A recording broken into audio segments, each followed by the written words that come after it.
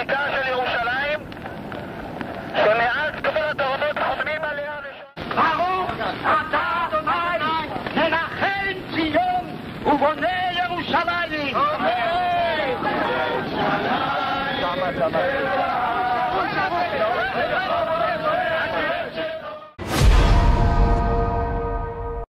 Hai, halo sahabatku seperjuangan. Tepat 106 tahun yang lalu, dokumen sepanjang 67 kata diteken oleh Inggris.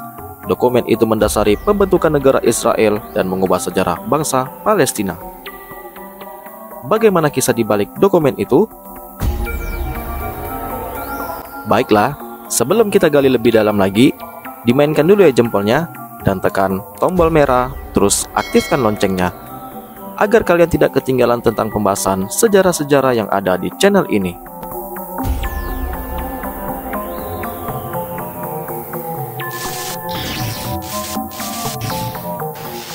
Terdapat 67 kata tertulis di selembar kertas yang memulai salah satu persoalan tersulit untuk diselesaikan di zaman modern ini. Saat ini eskalasi militer Israel Hamas terus meningkat dan telah menewaskan lebih dari 8.500 warga Gaza dan sekurangnya 1.400 warga Israel. Rentetan peristiwa ini berlangsung 106 tahun sejak deklarasi Balfour diteken. Inilah dokumen yang melahirkan dan mendasari pembentukan negara Israel. Dokumen ini pula yang mengubah sejarah Timur Tengah.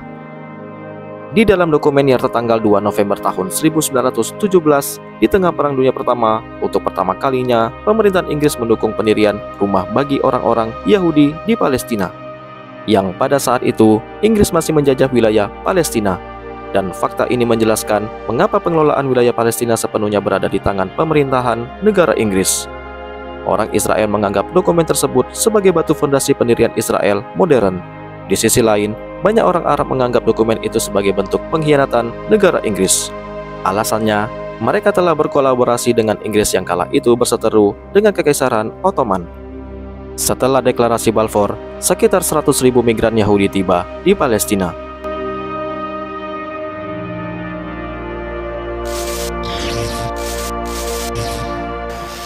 Apa sebenarnya isi dari deklarasi Balfour? Deklarasi tersebut dituangkan dalam surat yang dikirim oleh Menteri Luar Negeri Inggris saat itu, Arthur Balfour, kepada Baron Lionel Walter Rothschild, seorang pemimpin komunitas Yahudi di Inggris. Naskah surat tersebut berbunyi, "Tuan Rothschild yang terkasih, saya dengan senang hati mengirimkan kepada Anda atas nama pemerintahan yang mulia Raja, pernyataan dukungan terhadap aspirasi Zionis Yahudi yang telah diserahkan dan disetujui oleh Kabinet. Pemerintah yang mulia Raja memandang baik pendirian rumah nasional bagi orang-orang Yahudi di Palestina dan akan melakukan upaya terbaik untuk memfasilitasi pencapaian tujuan ini. Dengan jelas dipahami bahwa tidak ada yang boleh dilakukan yang akan merugikan hak-hak sipil dan agama komunitas non-Yahudi di Palestina, atau hak-hak dan status politik yang dinikmati oleh orang-orang Yahudi di negara lain manapun. Saya akan berterima kasih jika Anda menyampaikan deklarasi ini kepada Federasi Zionis." Tertanda tangan Arthur James Balfour.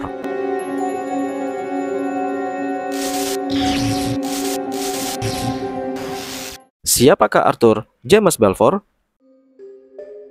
Nama deklarasi Balfour diambil dari nama Arthur Balfour, Menteri Luar Negeri Inggris pada masa pemerintahan David Lloyd George. Balfour duduk di eselon atas aristokrasi Inggris. Dia adalah seorang intelektual yang masuk parlemen dari Partai Konservatif tak lama setelah menyelesaikan studi di Universitas Cambridge. Berasal dari Skotlandia, Balfour menjadi Perdana Menteri Inggris dari tahun 1902 hingga tahun 1905. Dia menghabiskan sebagian besar karirnya mengurus isu-isu yang berkaitan dengan kebijakan luar negeri Inggris. Balfour juga mempromosikan gagasan bahwa pemerintahan Inggris harus memberikan dukungan yang jelas kepada Zionisme. Zionisme merupakan gerakan politik yang lahir di Eropa pada akhir abad ke-19.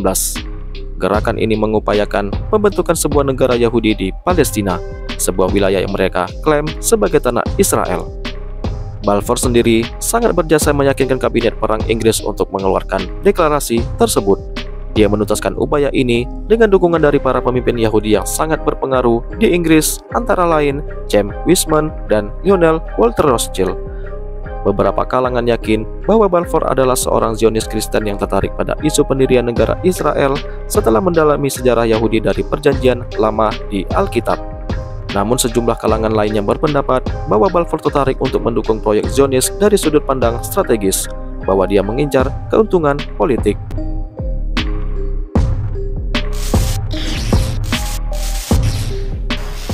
Siapakah Lionel Walter Rothschild?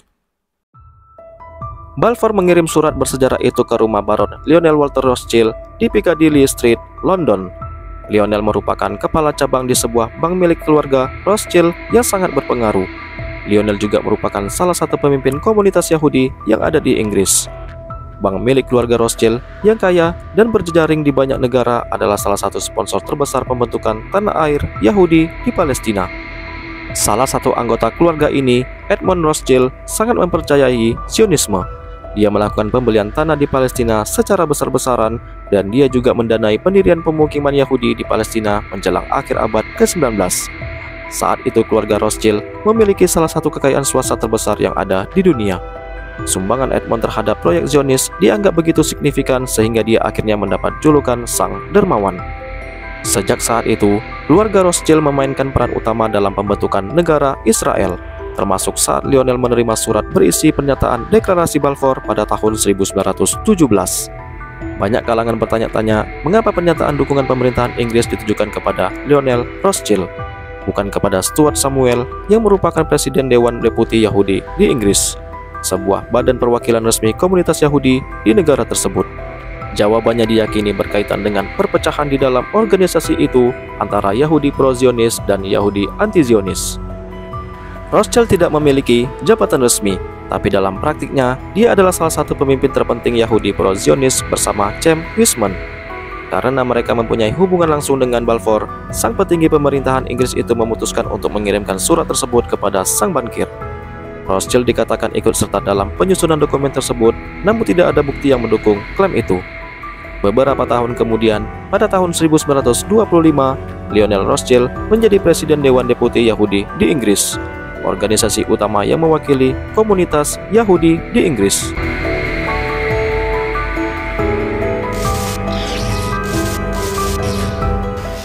Apa sebenarnya tujuan dari surat tersebut? Pemerintah Inggris berharap bahwa deklarasi Balfour akan mengubah persepsi orang-orang Yahudi, terutama yang tinggal di Amerika Serikat, untuk mendukung kekuatan sekutu selama Perang Dunia Pertama. Para pemimpin Inggris, menurut beberapa sejarawan, menganggap bahwa komunitas Yahudi memiliki kekuatan ekonomi dan pengaruh yang sangat besar dalam industri keuangan internasional. Inggris yakin mereka bisa menjadi penyokong penting dalam upaya memenangkan peperangan.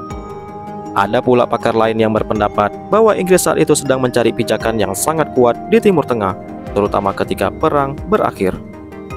Terlepas dari motivasi spesifik yang melatar belakangi penulisan surat tersebut, pengaruhnya sangat mendasar dalam perkembangan peristiwa yang mengarah pada pembentukan negara Israel pada tahun 1948 dan pengusiran ratusan ribu warga Palestina dari wilayah tersebut. Bagi bangsa Israel, deklarasi Balfour merupakan dokumen yang mewujudkan impian sebuah bangsa di tanah Israel kuno. Namun bagi bangsa Palestina, surat itu merupakan awal dari penderitaan yang masih berlanjut hingga saat ini. Palestina bahkan mengkritik bahwa mereka tidak disebutkan dalam dokumen tersebut. Surat itu menyebutkan mereka sebagai komunitas non-Yahudi yang ada di Palestina. Setelah kekalahan Kesultanan Utsmaniyah dalam Perang Dunia Pertama, deklarasi Balfour didukung oleh sekutu yang dimasukkan dalam mandat Inggris atas Palestina, yang disetujui oleh Liga Bangsa-Bangsa atau organisasi sebelum PBB pada bulan Juli tahun 1922. Melalui persetujuan itu, Inggris secara resmi bertanggung jawab atas administrasi wilayah tersebut. Pada tahun 1930-an, penduduk Arab yang tinggal di Palestina mulai menunjukkan ketidaksetujuan terhadap peningkatan populasi Yahudi yang sangat pesat. Mereka juga menentang kekerasan antara kedua komunitas itu yang semakin meningkat.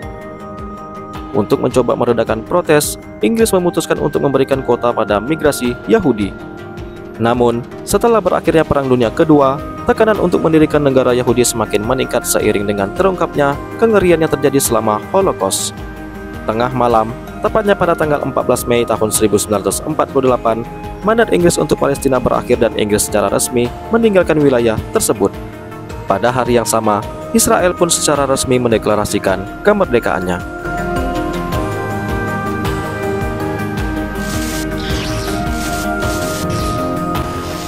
Baiklah, video kali ini cukup sampai di sini dulu ya. Sampai jumpa lagi di video selanjutnya yang pastinya tidak akan kalah menariknya.